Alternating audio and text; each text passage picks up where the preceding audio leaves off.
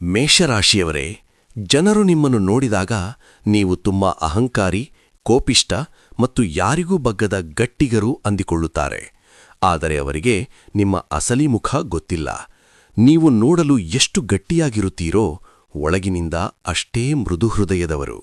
ಎಲ್ಲರಿಗೂ ಒಳ್ಳೆಯದನ್ನೇ ಬಯಸುತ್ತೀರಿ, ಆದರೆ ಕೊನೆಗೆ ನೀವೇ ಮೋಸ ಹೋಗುತ್ತೀರಿ. ಹಗಲಿನಲ್ಲಿ ಸಿಂಹದಂತೆ ಗರ್ಜಿಸುವ ನೀವು ರಾತ್ರಿ ಒಂಟಿಯಾದಾಗ ಚಿಕ್ಕ ಮಗುವಿನಂತೆ ಕಣ್ಣೀರು ಹಾಕುತ್ತೀರಿ, ಹೌದಲ್ವಾ? ನಿಮಗೆ ಗೊತ್ತಾ, ಮೇಷರಾಶಿಯಲ್ಲಿ ಹುಟ್ಟಿದವರು ಹುಟ್ಟು ನಾಯಕರು, ಹುಟ್ಟು ಹೋರಾಟಗಾರರು.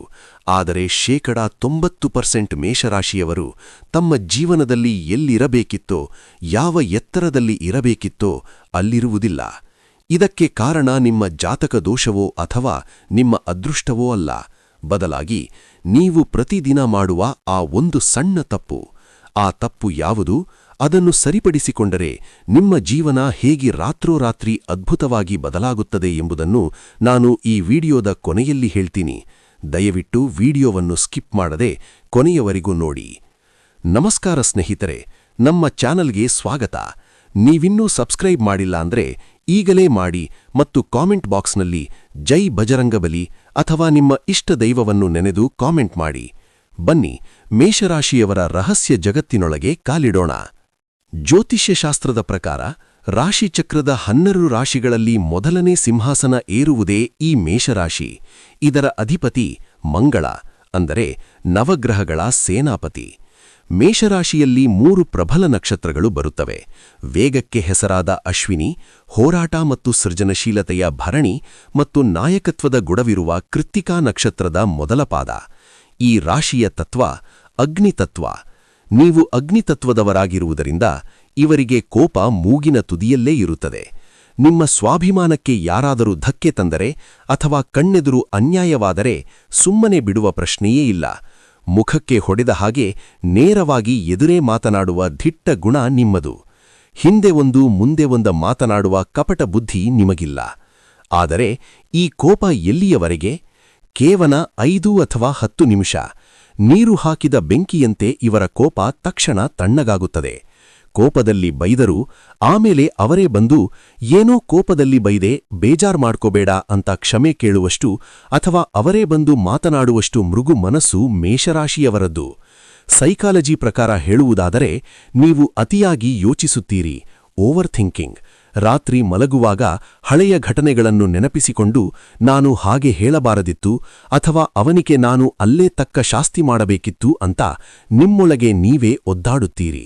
ಬೇರೆಯವರ ಕಷ್ಟವನ್ನು ನಿಮ್ಮ ಕಷ್ಟವೆಂದು ಭಾವಿಸುವ ನಿಮಗೆ ನಿಮ್ಮದೇ ಕಷ್ಟಗಳಿಗೆ ಪರಿಹಾರ ಕಂಡುಕೊಳ್ಳುವುದು ಕೆಲವೊಮ್ಮೆ ಕಷ್ಟವಾಗುತ್ತದೆ. ಮೇಷರಾಶಿಯವರು ಪ್ರೀತಿಸಿದರೆ ಅಥವಾ ಯಾರನ್ನಾದರೂ ಸ್ನೇಹಿತರು ಅಂತ ನಂಬಿದರೆ ಅವರಿಗಾಗಿ ತಮ್ಮ ಪ್ರಾಣವನ್ನೇ ಕೊಡಲು ಸಿದ್ಧರಾಗಿರುತ್ತಾರೆ. ಇವರಿಗೆ ಕಪಟ, ನಾಟಕ, ಬೆನ್ನಿಗೆ ಚೂರಿ ಹಾಕುವುದು ಗೊತ್ತಿಲ್ಲ. ಆದರೆ ಜೀವನದ ಅತಿದೊಡ್ಡ ವಿಪರ್ಯಾಸವೇನೆಂದರೆ ಇವರು ಯಾರನ್ನು ತಮ್ಮವರು ಎಂದು ಅತಿಯಾಗಿ ನಂಬುತ್ತಾರೋ, ಯಾರಿಗಾಗಿ ತಮ್ಮ ಸ್ವಂತ ಕೆಲಸ ಬಿಟ್ಟು ಓಡಿಹೋಗಿ ಸಹಾಯ ಮಾಡುತ್ತಾರೋ ಅವರಿಂದಲೇ ಇವರಿಗೆ ಅತಿದೊಡ್ಡ ಮೋಸವಾಗುತ್ತದೆ. ಕಷ್ಟದಲ್ಲಿದ್ದವರಿಗೆ ದುಡ್ಡು ಕೊಟ್ಟರೆ ಅದು ವಾಪಸ್ ಬರೋದಿಲ್ಲ. ಯಾರಿಗಾಗಿ ಹಗಲಿರುಳು ಕಷ್ಟಪಟ್ಟರೋ ಅವರು ಸಮಯ ಬಂದಾಗ ಕೈ ಎತ್ತುತ್ತಾರೆ. ನೀನು ನನಗೆ ಏನು ಮಾಡಿದ್ದೀಯಾ ಎಂತ ಮುಖಕ್ಕೆ ಹೊಡೆದಂತೆ ಕೇಳುತ್ತಾರೆ. ಇದರಿಂದ ಮೇಷರಾಶಿಯವರ ಹೃದಯ ಕಲ್ಲಾಗಿ ಬಿಡುತ್ತದೆ. ಇನ್ನು ಮುಂದೆ ಯಾರಿಗೂ ಒಳ್ಳೆಯದು ಮಾಡಬಾರದು, ನನ್ನ ಪಾಡಿಗೆ ನಾನಿರಬೇಕು ಅಂತ 1000 ಸಲ ನಿರ್ಧಾರ ಮಾಡುತ್ತಾರೆ. ಆದರೆ ಮರುದಿನವೇ ಮತ್ತೆ ಯಾರಾದರೂ ಕಷ್ಟ ಅಂತ ಬಂದರೆ ಹಳೆಯದೆಲ್ಲವನ್ನು ಮರೆತು ಮತ್ತೆ ಸಹಾಯಕ್ಕೆ ನಿಲ್ಲುವ ಕರುಣಾಮಯಿಗಳು ನೀವು. ನಿಮಗೆ ಮೋಸ ಮಾಡಿದವರಿಗೂ ಕೆಟ್ಟದಾಗಲಿ ಎಂದು ನೀವು ಎಂದಿಗೂ ಬಯಸುವುದಿಲ್ಲ. ವೃತ್ತಿ ಜೀವನಕ್ಕೆ ಬಂದರೆ ಮೇಷರಾಶಿಯವರು ಯಾರಿಗೂ ತಲೆಬಾಗಿ ಗುಲಾಮರಂತೆ ಕೆಲಸ ಮಾಡಲು ಇಷ್ಟಪಡುವುದಿಲ್ಲ. ಇವರಲ್ಲಿ ಹುಟ್ಟು ಲೀಡರ್ಶಿಪ್ ಕ್ವಾಲಿಟಿ ಇರುತ್ತದೆ. ಯಾರಾದರೂ ಇವರ ಮೇಲೆ ದರ್ಪ ತೋರಿದರೆ ಆ ಕೆಲಸವನ್ನೇ ಬಿಟ್ಟು ಬರುವಷ್ಟು ಸ್ವಾಭಿಮಾನಿಗಳು. Police, military, real estate, business, ಕ್ರೀಡೆ ಅಥವಾ ಸ್ವಂತ ಉದ್ಯಮಗಳಲ್ಲಿ ಇವರು ಅದ್ಭುತವಾಗಿ ಸಕ್ಸಸ್ ಆಗುತ್ತಾರೆ. ಹಣದ ವಿಚಾರಕ್ಕೆ ಬಂದರೆ ಇವರು ಹಣವನ್ನು ಎಷ್ಟು ವೇಗವಾಗಿ ಸಂಪಾದಿಸುತ್ತಾರೋ ಅಷ್ಟೇ ವೇಗವಾಗಿ ಖರ್ಚು ಕೂಡ ಮಾಡುತ್ತಾರೆ. ನಾಳೆ ಏನಾಗುತ್ತದೋ ಎಂಬ ಚಿಂತೆಗಿಂತ ಇವತ್ತಿನ ದಿನವನ್ನು ರಾಜನಂತೆ ಬದುಕಲು ಇಷ್ಟಪಡುತ್ತಾರೆ.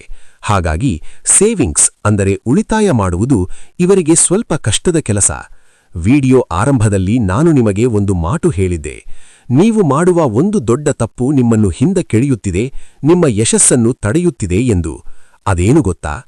ಅದುವೇ ನಿಮ್ಮ ತಾಳ್ಮೆಯ ಕೊರತೆ ಮತ್ತು ಬೇರೆಯವರ ಬಳಿ ನಿಮ್ಮ ರಹಸ್ಯಗಳನ್ನು ಬಾಯಿಬಿಡುವುದು.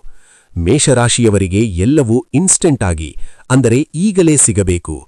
ಒಂದು ಬಿಸ್ನೆಸ್ ಅಥವಾ ಕೆಲಸ ಶುರು ಮಾಡಿದರೆ ನಾಳೆಯೇ ರಿಸಲ್ಟ್ ಬೇಕು. ರಿಸಲ್ಟ್ ಸ್ವಲ್ಪ ತಡವಾದರೆ ಆ ಕೆಲಸವನ್ನು ಅರ್ಧಕ್ಕೆ ಬಿಟ್ಟು ಬೇರೆ ಕಡೆ ಗಮನ ಹರಿಸುತ್ತೀರಿ. ಈ ಅರ್ಧಕ್ಕೆ ಬಿಡುವ ಅಭ್ಯಾಸವೇ ನಿಮ್ಮ ಶತ್ರು. ಮತ್ತೊಂದು ದೊಡ್ಡ ತಪ್ಪು ಏನೆಂದರೆ, ಎಲ್ಲರೂ ನಿಮ್ಮ ಹಾಗೆ ಪ್ರಾಮಾಣಿಕರಿರುತ್ತಾರೆ ಎಂದು ನಂಬುವುದು. ನೀವು ಏನಾದರೂ ಹೊಸದನ್ನು ಸಾಧಿಸಬೇಕು ಎಂದುಕೊಂಡಾಗ ಅದನ್ನು ಮೊದಲೇ ಬೇರೆಯವರ ಬಳಿ ಹೇಳಿಬಿಡುತ್ತೀರಿ. ದೃಷ್ಟಿದೋಷವೋ ಏನೋ, ಆ ಕೆಲಸ ಅಲ್ಲಿಗೆ ನಿಂತು ಹೋಗುತ್ತದೆ. ಜ್ಯೋತಿಷ್ಯ ಮತ್ತು ಮನೋವಿಜ್ಞಾನ ಎರಡೂ ಹೇಳುವುದು ಒಂದೇ. ಮೇಷರಾಶಿಯವರೇ, ದಯವಿಟ್ಟು ನಿಮ್ಮ ಪ್ಲಾನ್ಗಳನ್ನು ರಹಸ್ಯವಾಗಿಡಿ. ಕೆಲಸ ಮುಗಿಯುವವರೆಗೂ ಯಾರಿಗೂ ಹೇಳಬೇಡಿ. ನಿಮ್ಮ ತಾಳ್ಮೆ ಬೆಳೆಸಿಕೊಳ್ಳಿ. ಒಂದು ಕೆಲಸ ಹಿಡಿದರೆ ಅದನ್ನು ಮುಗಿಸಿಯೇ ಬಿಡಿ. ಖಂಡಿತ ಇಡೀ ಜಗತ್ತು ನಿಮ್ಮ ಕಾಲಬುಡದಲ್ಲಿ ಇರುತ್ತದೆ. ಮೇಷರಾಶಿಯವರೇ, ನೆನಪಿರಿ, ನೀವು ಬೂದಿಯಲ್ಲಿ ಮುಚ್ಚಿಟ್ಟ ಕೆಂಡ. ನಿಮ್ಮನ್ನು ಎಷ್ಟು ತುಳಿಯುತ್ತಾರೋ ನೀವು ಅಷ್ಟೇ ಎತ್ತರಕ್ಕೆ